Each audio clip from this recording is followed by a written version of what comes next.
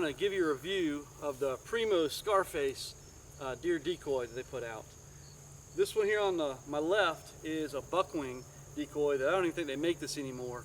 This is what I had 10 years ago, and pretty much I have been using this for the last 10 years. And this is a new one that Primos put out. Well, it's been out for several years now, but my buddy just got this one for our last trip going to Ohio because he knows about the action I've had on mine. And he got the Primos, and I'm just going to kind of review this for you because there's a lot of improvements in the Primos over this buckwing that I've had. But I just want to kind of throw this out. First of all, here's the deal.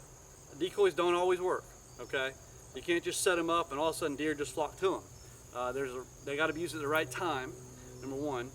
And number two, they're a pain, okay? Let's just face it. You got to lug around all this stuff, okay? It's just one more thing to carry into the woods with you and carry on a trip if you're going out of state, and it takes up a lot of space. They both come with carrying bags. This comes with a nice carrying bag, and you basically stuff everything inside the body. But they are a pain, okay?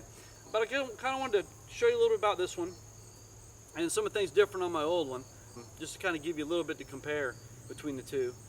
Basically, the idea with this is, you know, we've got the antlers on here for a buck decoy. The wind's going to blow. The head moves around on here. It's got more of a lifelike tail on this buckwing here, and the wind will blow that around as well. And movement is really what it's all about. That's one of the key things with it. There's static decoys work, I'm sure, but the moving just gives that realism to them. And pretty much, I've been using a decoy for about 10 years. I go on a hunting trip somewhere in Ohio just about every year. It's been a lot of different places in Ohio. But if it's timed right, the decoy is magic. Now, having said that, when I go to Ohio, I'm going there for a big buck. That's my purpose. So when I head up there, I'm setting up a buck decoy. There's people that use a doe decoy and try to use estrus and try to bring a buck into that, and I'm sure people have success with that. I like using the buck decoy. I like getting some buck urine as well. If somebody shoots a deer on the trail, I'll use the tarsal gland to add some more realism to it. But basically, the setup for a buck decoy is typically not in the woods. You want to put this out in an edge of a field somewhere. You know, you might be hunting crop fields, clover field, soybean, cut corn fields, maybe just hay fields that are out there. And basically you might have these large fields and deer crossing, but like I said, just because you put a decoy out doesn't mean they're going to come in. But on the right time, you can use them, and that's the right time is really when the bucks are moving, okay? We just got back from Ohio a couple days ago. We were there way too early. We couldn't help it because of our schedule, and I mean, nothing was moving. So I could have had 30 decoys out and nothing would have come by.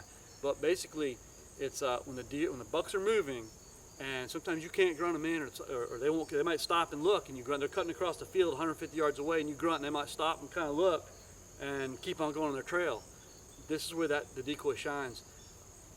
I've had deer in the morning 200 yards away cutting away from me across the field, and one grunt loud enough across the wind and everything for it to reach his ears, and he looks. Every single buck during that week when the bucks are really running, you know, first, second week, November time frame roughly, every single buck that has seen my decoy has come right in. From 200 yards away, 150 yards away. I mean, they come in. One morning, I literally had every 15 minutes for an hour, I had one buck after the other come in. And so I really like using decoys when the time is right because it is very exciting. And you get to see a lot of activity.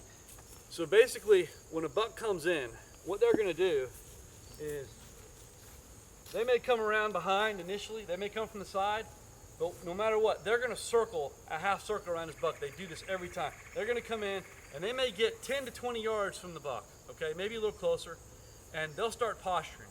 And as they posture, you'll see their ears come down, and that's really one of the positions that I like to have with these decoys. You can put you can take these ears and move them a little bit down so it's more of an aggressive posture. And basically, that buck is going to come walking in, he's going to posture, and he's going to start slowly circling that buck. And he's going to come all the way around to just about to the front of that buck. And every single time they do that, they're going to come, they're going to circle it. And the key thing is when you set your decoy up, they're going to circle around towards the front of that deer, okay? And a lot of times it's, 5 to 15 yards away from the deer as they do their circle. And what's going to happen is you need to make sure on the wind direction and where you position this decoy. Typically I set up my decoys so they're quartering towards me and a little bit out. You know, maybe if I'm looking for that 20-yard shot, I might put this decoy at 25 to 28 yards out to one side or the other and angle a little bit towards me, because what I want is I want this buck to come in. I want him to circle around in an area where I'm not going to get winded, so he's not going to be downwind from me, okay? Where when he circles, he won't downwind. And usually when I've seen him circle, if we're on a wood line here, most of the time if a buck comes in from anywhere over here, they're going to come around and they're going to circle on the outside of the wood line. I rarely see one that circles between the deer and the wood line in this setup. They're going to come on the outside and come around. So keep that in mind. So, but when they come around, I want them to start coming towards my buck. I want them to already be past me and quartering away from me. I'm mostly bow hunting too, okay? So that gives me a nice 15 to 20 yard shot at a quartering away buck. He doesn't have his focus on me. When he comes in, you can also get away with a little bit of movement because he's going to be focused on your decoy. And like I said, they will come in and they will make a beeline to this thing at the right time. And so that's kind of how you want to do your setup with them. But I like to do a couple things. You really want to attract the buck's senses, okay? So obviously, audible, you know, we're doing a grunt. How many times have you grunted and you've seen that buck look that way and keep on going? Especially a big guy. If you've ever had a big guy walk by, sometimes they don't even care about what you're doing. So number one, you're getting them audibly with a grunt. They look over, they see the buck, now they visually see this aggressor that's in their territory coming after their does, okay? So that buck is posturing, he's coming in. Next thing, if you have some deer urine, buck urine in particular, or even a tarsal gland back here, and I don't usually spray it on my decoy because then it's going to be sitting there when I store it overnight. So I usually put it on some weeds around it, behind it, kind of thing. If it's a tarsal gland, I'll go ahead and set it right on the back end here and wipe that off when I'm done. But then so I've got him audibly, I've got visual, and I've got his scent. He's got the scent of the buck as well. So basically that's my deal setting this up. When they work, they are a lot of fun. I mean, these deer come in, it's like, wow, because as a bow hunter, you're not going to get a shot at a 100-yard deer that's going to cut by and you grunt and he just looks at you a couple times. With a rifle, sure, but not bow hunting. You need that. I like to have 20-yard shots or less is what I go for. So the decoy really brings them in, and it's just amazing how well it works. But again, it only works at certain times. Now, for a lot of people say this is really the edge of the field is the primary usage for these things, where you got a long ways where you can see, a deer can see us from a long ways away and come in and bring them in close to you. I've seen recommendations not to use these in the woods. I have used it in the woods once. There was a hillside that I was hunting down below with a decoy, and these two bucks kept coming in on top of this hill behind me. And so I said, well, man, this isn't working for me. I went up in these woods. It was a steep angle, set up the decoy, and that was the first time ever I've seen a doe come to my buck decoy. The doe came right on up. I had a doe tag. I haven't shot anything that week. I think it was the last day we were in Ohio. I went ahead and shot the doe for meat. So, but she came right up to the decoy. Normally that does not happen. When we're in the rut phase, I've had does come flying around the edge and all of a sudden see my decoy, and I'm telling you, the brakes go on immediately and they take off, okay? The does do not like the buck decoys because what are they thinking? They're thinking, oh, another one's gonna chase me again, okay?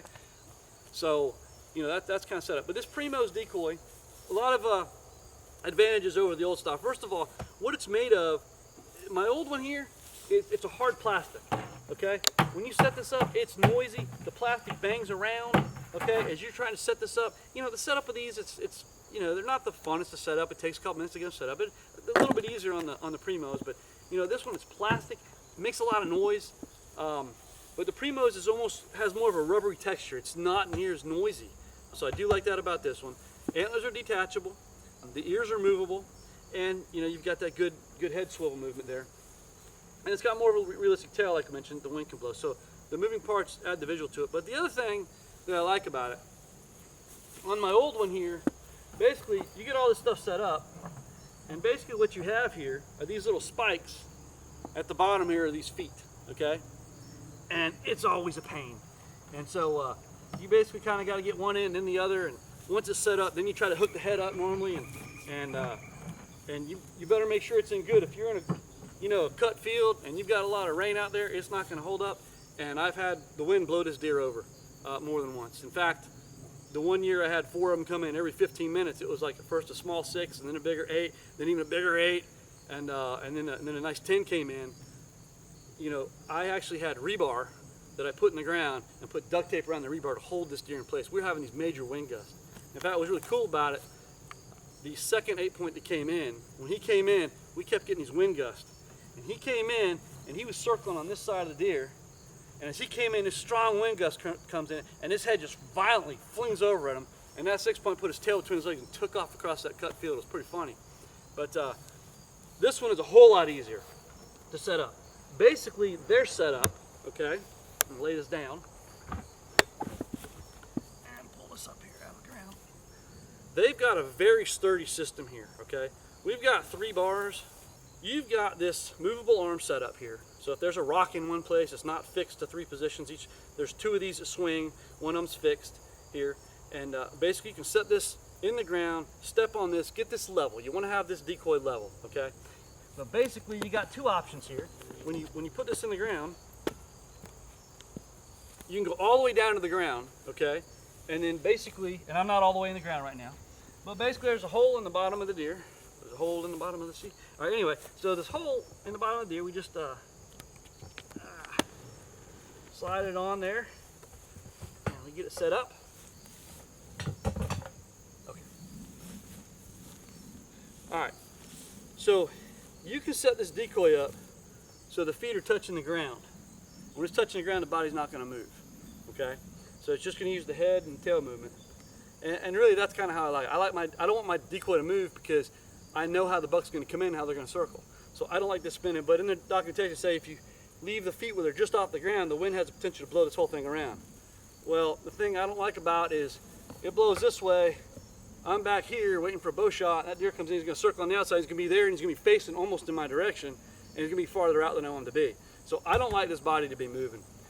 But nevertheless, this is a good option for a decoy. The stand setup is much, much better than the older style ones that I've seen from Buckwing here.